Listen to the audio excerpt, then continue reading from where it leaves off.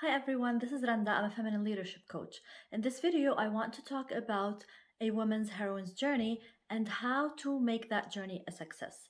But first, let's start off by talking about this term, heroine's journey. It is a term coined by Maureen Murdoch in her book Heroine's Journey, in which she describes a woman's journey of self discovery, of healing and transformation. It's a journey of 10 stages, according to Murdoch. And it starts with identifying with the masculine, because this is a world that is created by the masculine, and we're born into this world. And we're told that if we need to do anything, we got to do it a man's way or the masculine way. And so the journey starts with identifying with the masculine, and we alienate ourselves from the feminine.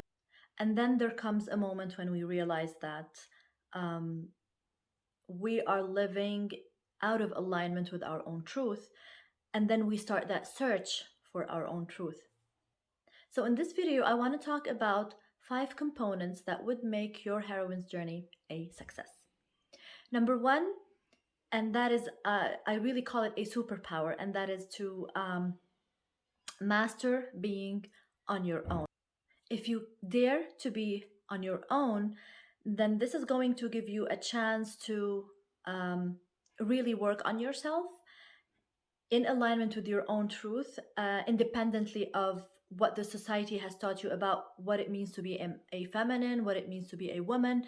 And also, this contributes to um, how effective we become as leaders, because if I can lead myself, then I can better lead others. Uh, so this is the first component, or the first variable. Number two, it is very important that we are brutally honest with ourselves, because this is a journey of healing, a journey of breaking free from the old programming. But it requires that we are um, honest with ourselves as to where we are creating these limitations, what these limitations are. I know that sometimes this can be scary. Sometimes we feel ashamed from, the limiting beliefs that we have about ourselves, about others, and about life. But it's important to remember that we all have these internal limitations. They are a result of our upbringing, the societal conditioning, and the programming.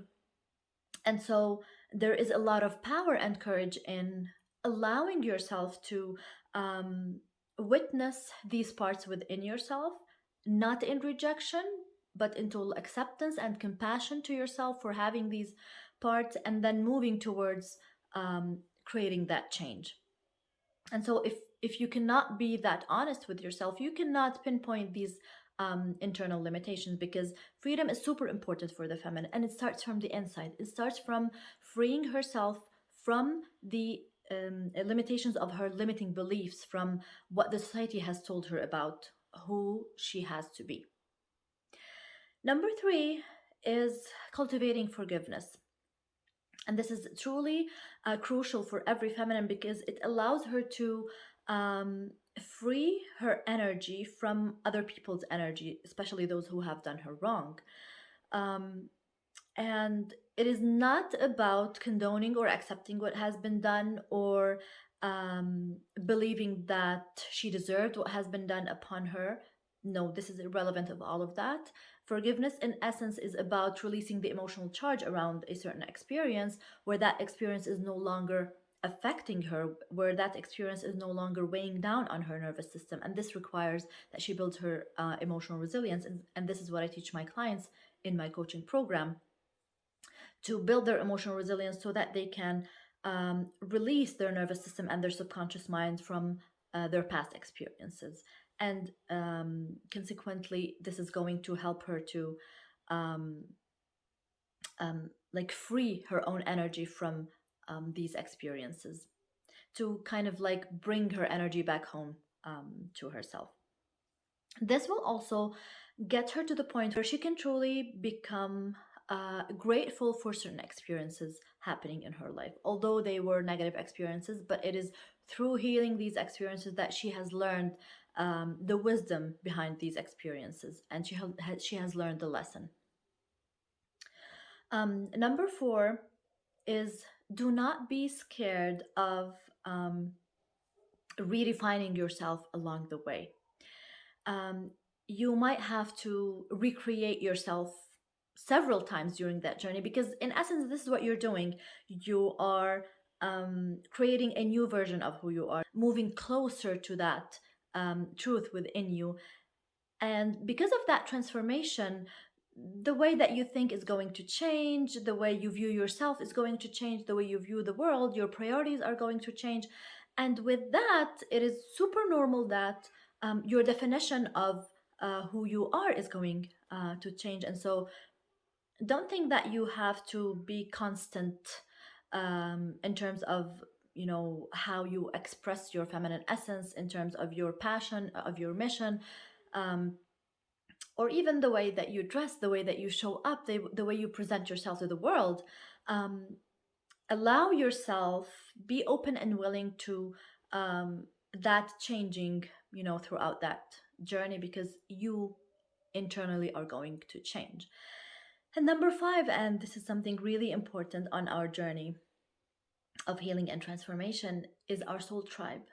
They are the people who gravitate towards us energetically, vibrationally, because they resonate with our own truth. They resonate with um, our way of thinking, the way that we see ourselves and others. They are the people who love us unconditionally. They support us, they celebrate us, but they also call us out when we're playing small, when we are um, limiting ourselves in any way. And so these people kind of hold space for your transformation. They hold space for the light within you to shine. And they really shower you with unconditional love. And it's worth noting that the more you heal, the more you become the true leader that you are, the more you attract your soul tribe, because they are attracted to your soul, to the essence of who you are. And so at some point on your journey, you may realize that you're starting to lose some relationships, and that is totally okay. Just know that um, it's inevitable that you're going to meet your soul tribe, the people who resonate with you at a soul level. So I hope this explains to you how you can bring more success to that journey. And it has also explained to you what this journey is about. Every woman out there is going on that journey on her own pace, on her own rhythm. It's different, it's unique actually for every woman, but we're all going on that journey. We're all powerful feminine leaders.